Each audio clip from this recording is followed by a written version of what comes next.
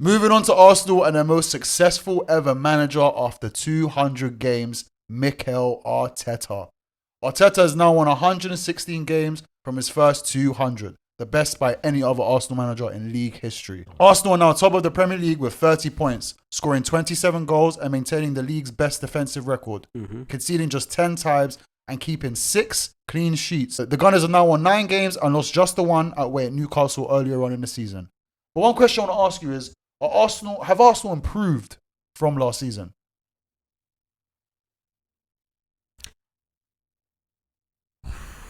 Because I'll give you a little caveat to this. Arsenal averaged 2.3 goals per game last season compared to 2.1 this year. Not a major difference, but it was still better going forward last year. The Gunners averaged 5 shots on goal per game last year compared to 5.2 this year. However, they are also conceding less while facing less shots at goal. So we're not as good going forward, but we're better defensively. So this, for me, it just highlights what I've said originally, is the fact we are struggling to combine the best of both worlds. I will personally say I think we're better than last year. I think we have improved because we control games. We don't look nowhere near as more open. So that's where I was going with it. I was going to say, maybe going forward, maybe you haven't improved. But games like Southampton last year, games like the Liverpool one, games like the West Ham. Yeah, you might not have lost them if you were this year's Arsenal. It doesn't happen this time round. Yeah, do you know what I'm trying to say? So those type of games where you've already had you lot were already in winning situations and stuff like that. Yeah, it wouldn't have happened. But it's a bit. Have you improved? We can only tell until the end of the year. The only way you can improve is by winning the league. Oh, so you're saying the only way Arsenal improve this year is if they actually win the league? What more? What? You lot were so close last year. We were. So improving is, I don't know, man. Well, we also fell off on the back end of the season. And with Arsenal's performances, and with City are notorious for having shocking starts to the start of the year, but coming on strong on the back end of seasons. Yeah. If Arsenal can do that, keep probing away how they've done so far this season. Yeah. That's why I said one loss all the way. Yeah. They'll get there at the end. But it's how close will you be at the end? You need to be to win. You got the last couple of games. You got to be within 3 points of Everett. Everett has to be within 3 points where anything can happen. But have you improved? It's hard. Defensively, obviously you have because you've got more control in defense. But going forward, you haven't. We're still scoring goals, but not as efficient as last year. We didn't score from corner yesterday. I hear you, but Ramsdale, when he made that mistake. Ramsdale is in a sticky situation. I think the most healthy answer to this problem is, to sadly say it, he's got to move on in January. I like Ramsdale. I appreciate what he's done for Arsenal. He took us to another level along with all the other players that have done so. But to see a healthy ending to this and not to end in some, because we've already seen Ramsdale's dad come out try to defend him. Yeah. Let's just move on from this. Let Arsenal not. But Arteta has a bit of a track record for this. Wasn't he the one that got rid of Leno for Ramsdale? Yeah. So Ramsdale knew this happens already, because even when Raya signed, Ramsdale said, "I did the same thing with Leno. I understand Raya's coming to do it now with me." But I just feel like maybe Ramsdale's too emotional for this, and we've already seen he's a bit erratic in goal, let alone itself. So when his head's not fully in the game. But, I'll give him credit. In the second half, he came out and was a lot more resolute, composed and calm in goal. Which went long every time. He went long every time. That was bloody frustrating. Yeah. But you got to understand You can see even the defenders and that. Everyone was a little bit uneasy when the ball come into the box. You could just see it and you could feel it. Martinelli looked like your most lively player. For me, it feels like once the ball finally comes out to Odegaard in the central right position, so like coming not off the flank, but in the middle, but more to the right, it's until he can't do anything, he passes out to Saka. Yeah? And then when Saka, he doesn't take plays down the line as much anymore. Now he's always trying to cut in, do that cross to the back. It reminds me a lot of when we used to have Rashford playing on the left for us. He used to cut back and always go for that cross to the back post. And it never made sense to me. And when Ashley Young used to play left back for us, he used to bomb down the flank, cut back in, and he'll cross it with his right foot. It seems like that's what Saka's doing now. Arteta loves that with his wingers, to cut in and cross in, because as we saw, I know it gives you more Saka angles than that. I understand that. Against Chelsea, when Trossard came on the back sticks. Yeah, and then Havertz, it worked. But what I'm trying to say is that what happened to the Saka that we knew that 1v1 he's going to bury you, like either side, left, come inside, or I'll take you on the outside. But it seems like it's just bare slow. But then last 10 minutes of the games, you always inject some pace into the game. But why is it taking you until the last 10 minutes? It goes back to what you're saying. Is it control, and then last 10 minutes, all right, we need a goal? But it don't make sense. We're not clinical in front of goal is another issue. Because right now we're struggling to find chances. We're not fluid, as you said. Because normally your goals are shared out by your team, but no one's scoring. Even with Saka, not performance was the best. He's still creating chances for the players around him. To the point even where he's dinked the ball through to Gabriel Jesus. One-on-one with the keeper, header.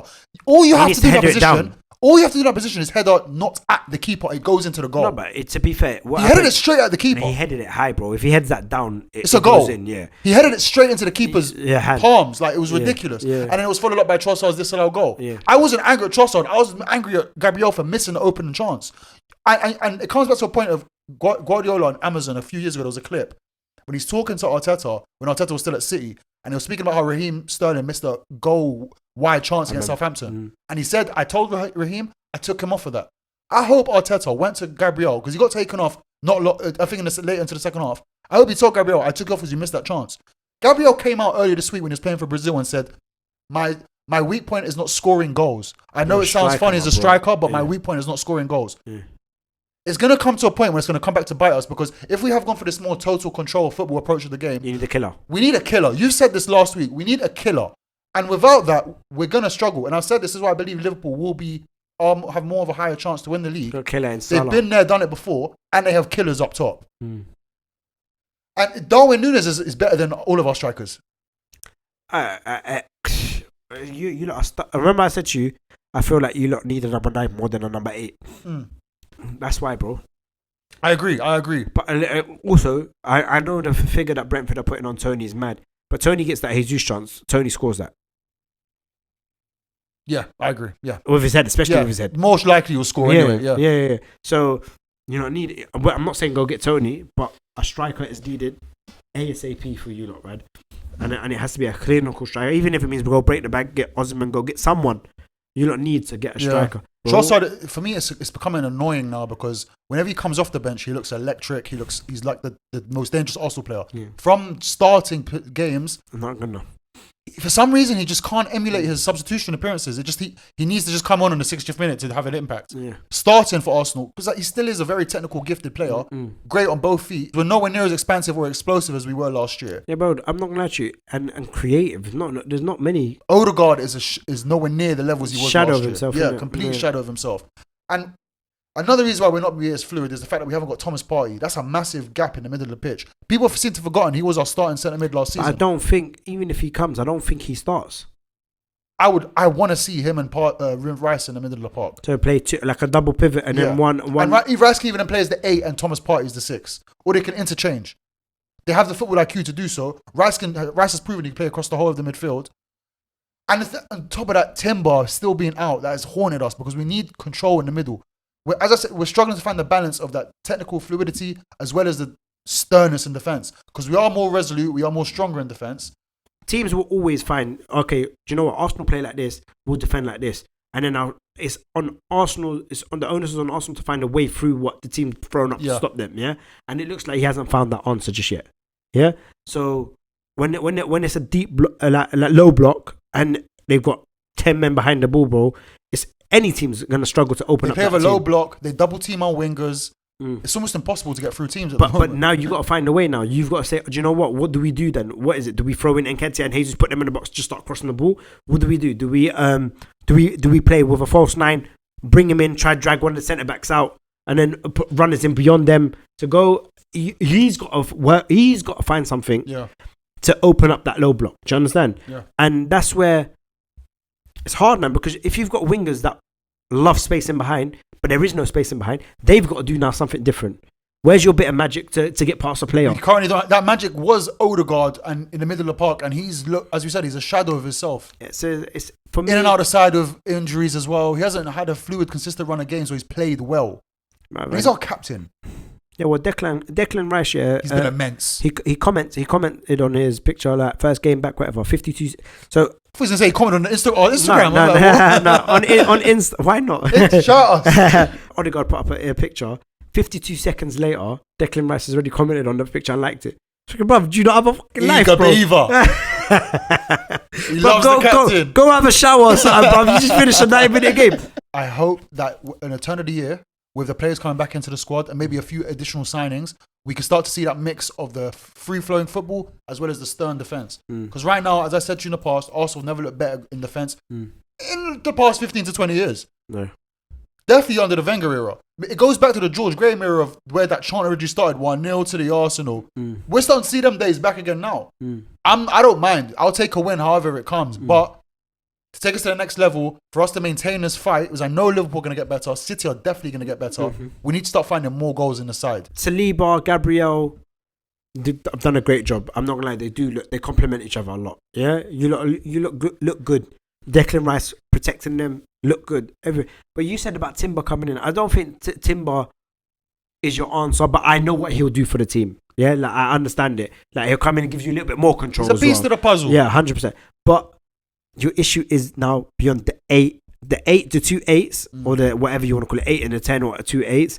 Your wingers and your striker. Those are your issues right now. Yeah, and those now need to find ways to break down low blocks. Majority of teams you play against now are going to low block. 100%. So majority, because anyone that goes toe to toe is stupid. You're just giving them. It's a recipe for disaster for them. With Bukayo Saka, it's strange because everyone's saying he's subpar this season, not been at his best, which I kind of agree with. But it happens. You know, when young players come into the scene and they show like a level and you're like, raw, destined to the top. Bro, them players there now have to lift their performance because now teams are now set out to stop you. So you've got to now find something within yourself. Do you know what I'm trying to say? But even if it means you drag 2 players away, you don't have nothing to do with anything, but which is currently what he's kind of doing now, because there's always 2 players double. But demands respect from the defenders now. So what he needs to do, he needs to be that. And I feel like with your team, I don't want to call you lot rigid, yeah, but we are. It's like Saka needs to now be popping up on the middle. Martinelli needs to go out to the right. Jesus Peel as long as they're not comfortable switching positions. No one switches positions, so it's a little bit mad. So for me, they need to find that fluidity within themselves, to move around, because it's not working. So, but then I think that's still instructions from the manager. I genuinely tell them. I think he tells them, stay where you are. Stick to the plan. He looks like the type of person to say, stick to my plan. Or you're off. Yeah, do you know what I'm trying to, he looks like that person. Saka, as I said, he hasn't been performing to his best self that we've seen in the past. Yeah. This could technically be his first blip in his career. Yeah. I'm saying blip. He has to learn from it, I'm saying and blip. His numbers are good. He still has 9 goal contributions this season with 5 assists, grabbing the important assist for yesterday's goal. And he grabbed an important assist, as I said, when Trossard scored, got on the back sticks. So he's still technically been Arsenal's best player. And that's with Gabriel Jesus misfiring and Ketia being in and out of the side constantly. We don't have a gunman up top to support Saka at this stage. So the onus and pressure is on him to do more. Be careful, because United are only 6 points behind you lot, yeah? We're going to talk about my club, but we're only 6 points behind. No, you can't. You don't you dare. Don't. What is your reason why you're playing bad? Are you going to tell me injury? Little boys. You ain't got injuries apart from party. Please don't talk about your club when we talk about my club. There's levels to this, brother. Levels. Maybe next year. Levels. Not this year. Levels. We scored 2 against Brentford. Claim to fame.